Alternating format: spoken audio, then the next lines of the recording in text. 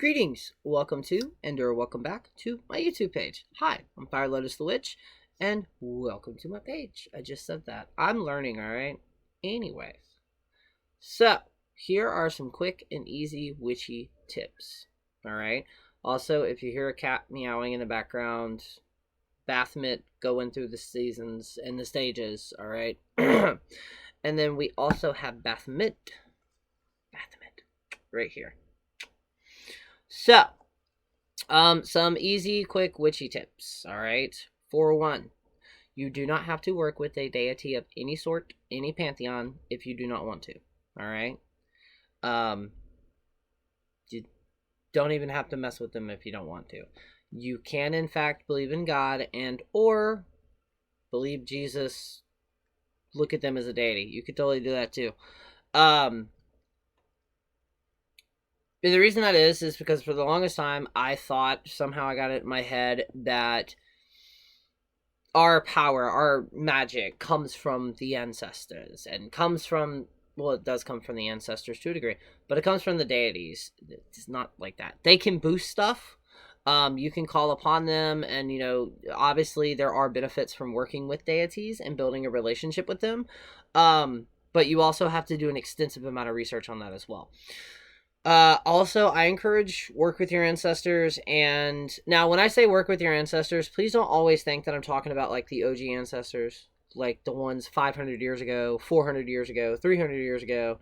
I'm not. You start out with your immediate ancestors, and then eventually down along the line, you will be able to meet them, or be able to talk to older ones or newer ones, or you know what I mean.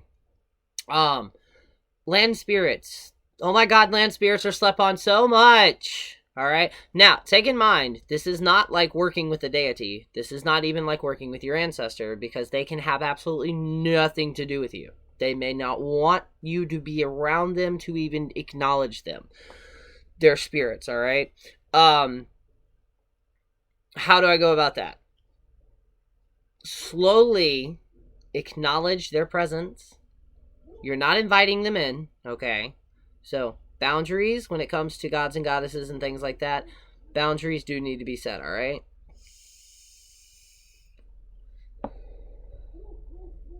But,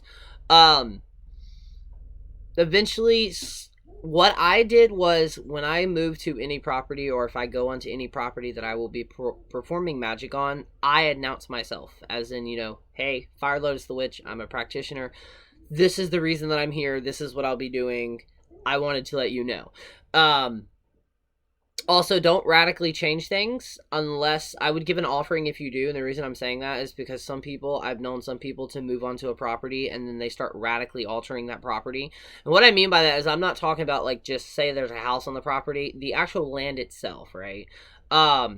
Give some type of offering because you may piss them off, all right?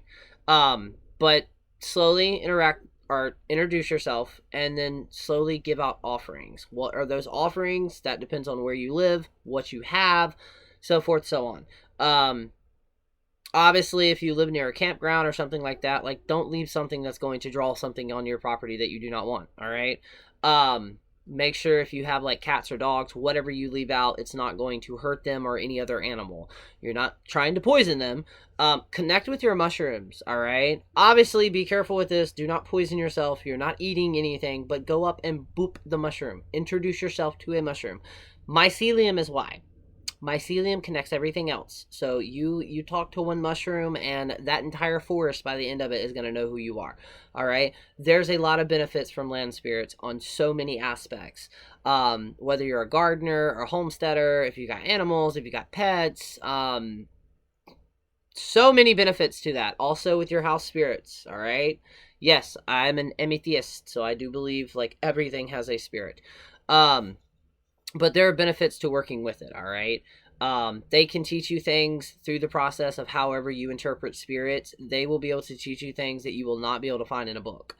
You will not be able to find on a YouTube video. You are not going to be able to find on a podcast unless that other practitioner has really worked with their land spirits and connected with them. Same with your ancestors. They can teach you things, all right?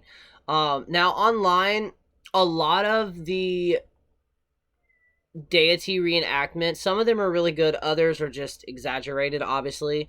Um, but your relationship with your deities are going to be different for everybody, all right? There are some people that literally would just give an offering and talk to them. There are other people where this deity becomes almost like family to them. That is perfectly okay to a degree. What I mean by this is do not... So, one of the many, many important responsibilities, because I'm not going to say rule, of magical practitioners is always keep one foot planted and grounded in the, like, present. In other words, you have to make sure that you do not like go into a psychosis or anything like that, because when it comes to spirituality, when it comes to magic, when it comes to fantasy, to a degree, and even when it comes to religion, you can lose that touch or lose that grip with reality, and you're going to spiral, and not in a good way. All right. It's just like with a death witch. Some people say that death witches, they're like shamans. Shamans always have one foot in the spirit world and one foot in the mundane world. And it's up to them to find that balance. Same with this, all right? Like, say, for any reason, for some reason, you feel like fasting or something like that. Do not let that one moment slip into other things, all right? Spirituality and your magical practice, it will get extremely deep. It will get... Cats give no fucks whatsoever. It will get extremely deep, and sometimes, you may not be in the right mental state or the right emotional state, and you're going to have to step away, and that's okay. Mental health is extremely important. If you ever come across a spiritual person and they tell you, oh, well, that's the reason you're feeling this way because you're taking your meds, cut them out of your life right then and there. I don't give two fucks. Cut them out. That's toxic as fuck, all right? Positivity is a great thing, but I can also be positively losing my fucking mind, all right? It's part of life. It is part of the spiritual being having the humanistic experience, all right? Medication, shit from your doctor, unless you're having issues with it, then continue going about what you're doing, all right? Why? Well, that's toxic. No. Some people would say yes, but what I mean by that is if it's working for you, you are bettering your mind, which is then in turn going to better your body. You see what I'm saying? Okay. And a lot of people who do just completely come off their medication and they wind up going into an actual psychosis, it's because of that. So, like, we got to make sure we are healthy, all right? But yeah, you do not have to, working with your ancestors, it can be complex, it can be very easy. Just be careful how you word things, because depending on how your ancestors are, they may take that shit literal. Trust me, I made the mistake of saying, I would just love to be able to retrace your footsteps and really... No, I do not, because our well went down, our sink broke, I literally had to carry buckets of water. It was horrible. I did learn, and I did feel closer to them, but that's not what I meant, alright? So, and again, your ancestors they're going to want you to better yourself. Yes, you are going to come across some ancestors that you may not want to associate with. What if there's trauma there? Tell your ancestors. Be like, yo, look, these people I want fucking nothing to do with, and they will not come through. I've told my ancestors to fuck right on off. I apologize shortly after that, but still, we're human. We're going to fuck up. We're going to snap some moments, all right? But yeah, next thing, veneration. What I mean specifically with this, I hope I'm using the right term. Make sure the spirit you're communicating with is in fact the person you think or the spirit you're supposed to be interacting with, all right? There are tricksters out there, all right? There are spirits that literally, they're mischievous. They just like to fuck with us. So vent your sources, all right? Now, when it comes to deities, that can be tricky because there's so much legend and lores behind it. Normally, though, certain deities will be associated with things in their lore, not fully to that, right? What I mean by that is, what are lores? They're literally stories that we recorded, and we fuck everything we touch up, so, as humans, I'm sorry. So, you're going to be associated, you will see things all over the internet. Loki, he loves sweets. Here recently, he's been loving airheads. I don't know. That's how he is. I think I have a video posted of me actually telling a story of how that is. Um, but if there's not, really quick, I was in Dollar General. I was going to get the bread, or I was going to get something, and instead, it was like I just spaced out, and next thing I know, I'm standing in front of the fucking candy aisle. And as soon as I came to and realized what I was standing in front of, I was like, all right, Loki, what the fuck do you want? It just came to me, all right? That's what we mean by that. It's a feeling. Um, it's also your psychic abilities, but that's how spirits interact with us, is through our psychic abilities. And on both parties, including deities, they eventually learn us. They're not going to send messages to us that we can't really figure out. It may have to take outside perception, but our brains will be able to figure it out, all right? But yeah, research, if it is a deity, research the hell out of them. All different resources. Don't just get from the one source, all of them. And then once you feel comfortable, reach out. There are multiple ways you could do that, and then you kind of got to wait until you get that feeling that they answered. And yes, unfortunately, some deities will just not want to work with you. It's nothing you did. They are their own beings that are conscious. You're going to have some deities that will come in while you're working with another deity, and they may want to specifically work with you because they can teach you something, or you can learn something, or something like that. It can get confusing, all right? You are also going to hear about God spousing. I do not know enough about that to really get into it, so there's you some research to also do.